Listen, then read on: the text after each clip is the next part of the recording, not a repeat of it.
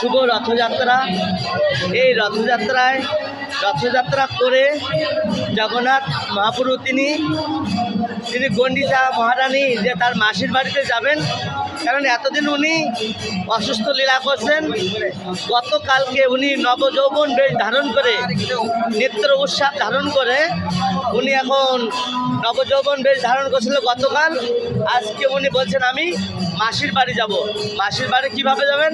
উনি রথ করে মাসির বাড়িতে গন্ডিচা মহারানীর বাড়িতে যাবেন। এই জন্য আর যখন রথযাত্রা চলছে, মহাপ্রভুর অনন্ত কোটি ভক্তগণ সবাই নৃত্য কীর্তনের মাধ্যমে কাহা জগতের না জগন্নাথ মহিমা বলে চিৎকার করে উচ্চস্বরে বন্দন করে মহাপ্রভু নৃত্য করতে করতে তিনি জগন্নাথকে ডাকছেন, বৃন্দাবনে চলো হে জগন্নাথ, বৃন্দাবনে চলো হে জগন্নাথ।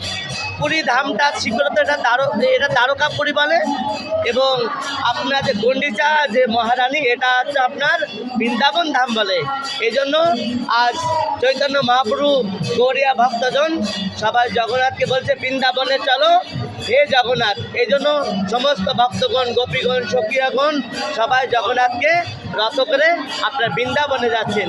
আর বৃন্দাবনে যখন প্রভু জগন্নাথ যাচ্ছেন তখন সবার আনন্দ উল্টোতে নৃত্য, গীত, কীর্তন, সংকীর্তন এই মহাপ্রসাদের ব্যবস্থা চলছে।